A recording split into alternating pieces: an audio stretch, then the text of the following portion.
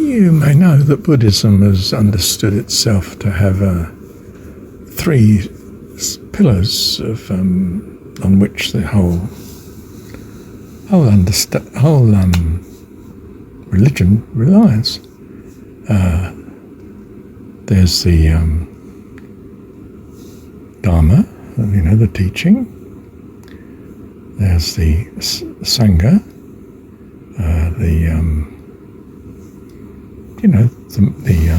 fellowship, the fellow monks, and there's the Buddha, which from a Christian point of view they're seeing as God. They're not, they're saying it's the great teacher, but he's such a great teacher that, a bit like Jesus, he's taken over the role of God in the religion. The Christian religion's interesting because it has the same, of course. The Dharma is the written word. I mean, you can't argue with Scripture, it's right, The Sangha is the church. I mean, goodness, you can't argue with the Pope and so on. I mean, he's right. In the Catholic setup, but even in the Protestant one, you come up with priests and you come up with the pastors and all that sort of stuff. And then, of course, there's the Godhead, which mysteriously has become Jesus, the Buddha, the teacher. It's unbelievable, isn't it? And God has,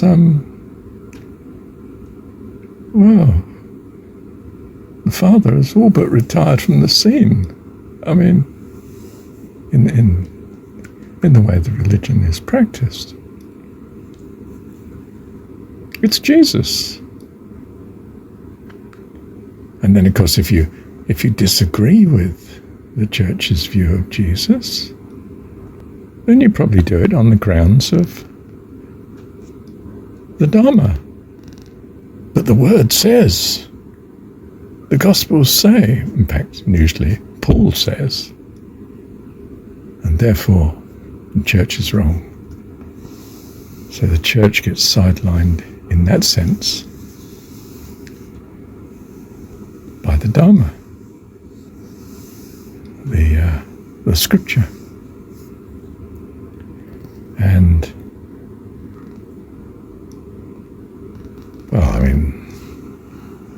the congregation, who do they worship? Instead of God the Father, they worship Jesus. I mean, these may seem to you absurd generalizations, but they have more than a grain of truth, don't they? You can understand the corruption of the Christian religion from this struggle between three central pillars of belief.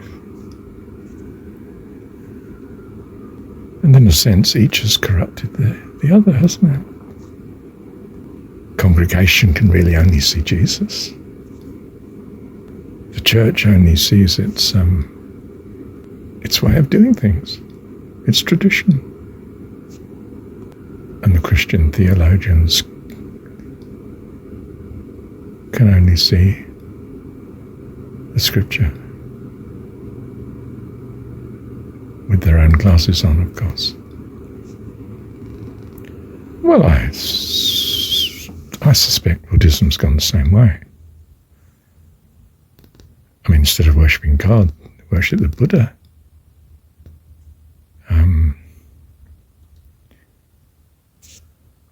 Instead of worshipping Scripture, I mean, they're not relying on Scripture because they've got different sort of scriptures that emphasize different things. Well, so is the Christian faith, but the Buddhist faith seems to at least admit it. And when it comes to it, they don't follow what their ecclesia, their monks say, because the monks in different cultures have different views. As to whether it was Tibetan or Indian, or whether it's now, the Far East, different countries and so on.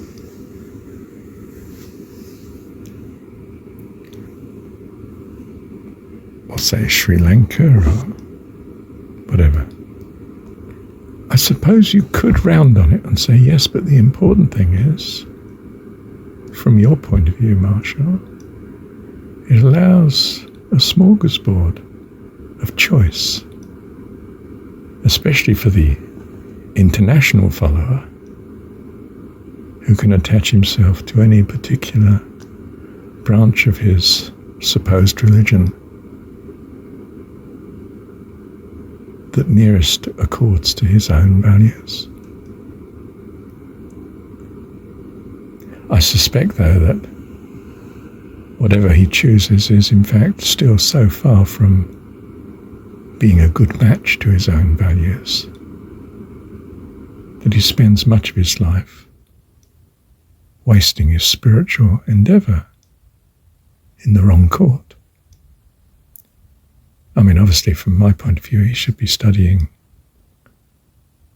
or following according to his own values and choosing his understanding of the uncertainties, his choice in the uncertainty according to his values. And that he should be following with all his heart and soul. And that might be very strange to some people who have a more orthodox religion according to their culture. But as I see it, it's the only one that makes rational sense. For you cannot be truly at heart devoted to something that does not accord with what your values truly are. And that's where you should be living and practicing. And that's why you have this opportunity, as I see it, of living in the world of time, space and matter, change, good and bad, uncertainty, this universe. That you may learn truly, in a sense, whether you're right and in what way you're wrong, and adjust your values, your very self, accordingly.